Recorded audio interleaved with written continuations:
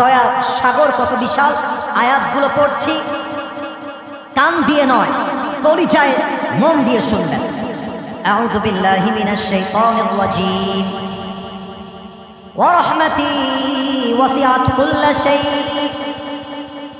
Allah says in this ayah, এই বামে যারা আছো ওদেরকে কাউন্টার দিও না। ওরা যদি ওখানেই বসে ওয়াজ শুনে ওদেরকে ওখানে থাকতে দাও।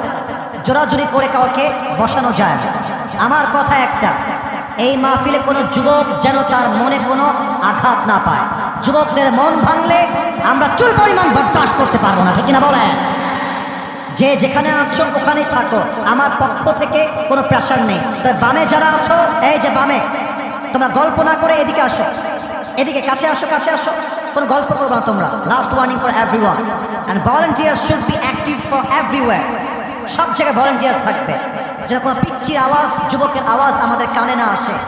আমরা পিন পতন নীরবতার সাথে আজকে কলিজা দিয়ে মন দিয়ে শেষ পর্যন্ত ওয়াজ শুনতে চাই, ঠিক কিনা বলে?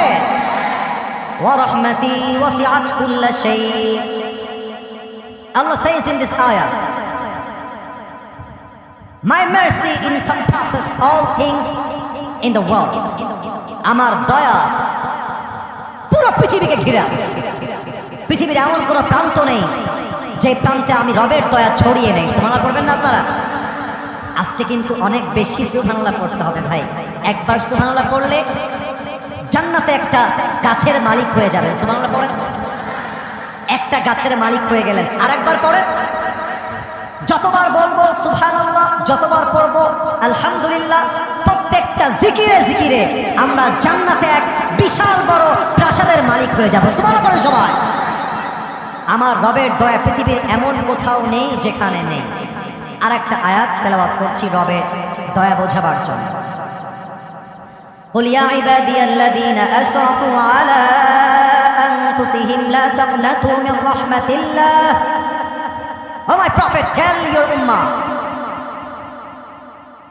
if you have committed huge mistakes in your life, if you have committed huge sins in your life, لا تقنطوا من رحمة الله, never lose hope from the mercy of your Lord. যত পাপ হয়ে যাও, যত অন্যায় হয়ে যাও, তুমি তোমার রবের রহমত থেকে, দয়া থেকে, মায়া থেকে নিরাশ হয়ে যেও না। ইন্নাল্লাহা ইয়াগফিরু যুনুবা জামিআ। আল্লাহ বলছেন, বান্দা যখন গুনাহের পর অনুতপ্ত হয়, আল্লাহর কাছে দুই হাত তুলে বলে, আল্লাহ আমার জীবনে আমি অনেক পাপ করেছি, অনেক জুলুম করেছি, অনেক অন্যায় করেছি। আল্লাহ তুমি দয়া করে, মায়া করে, মেহেরবানি করে আমার জীবনের সব গুনাহ মাফ করে দাও। আল্লাহ বলছেন, আমার দয়ার সাগর এত বিশাল, এত বিশাল।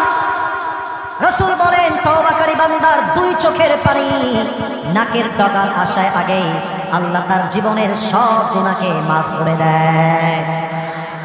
এত আস্তে কুষ্টিয়াবাসী অন্তপক্ষে সুবহানাল্লাহ পড়তে পারে না। আরেকবার পড়েন তো, আরে কলিজা দিয়ে পড়েন সবাই সুবহানাল্লাহ।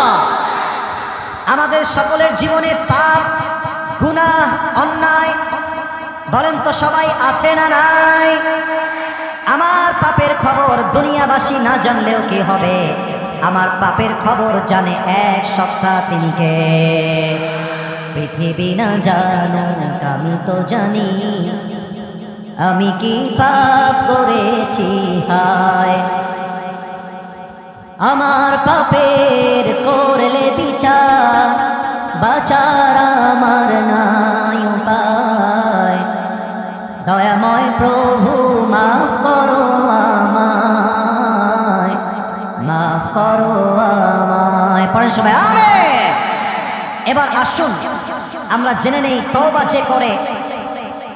অনেক যুবক এখানে বসে আছো যাদের গার্লফ্রেন্ড আছে। আমি ঠিক বলতে বলছি না, জাস্ট বোঝার চেষ্টা করো। আমি তোমাকে ডিসরেসপেক্ট করে কথা বলবো না। অনেক যুবক আছো যারা গতকাল বাসাতে বসে বসে পর্নোগ্রাফি দেখেছো। আম সরি বাট আমি বাস্তব বলছি।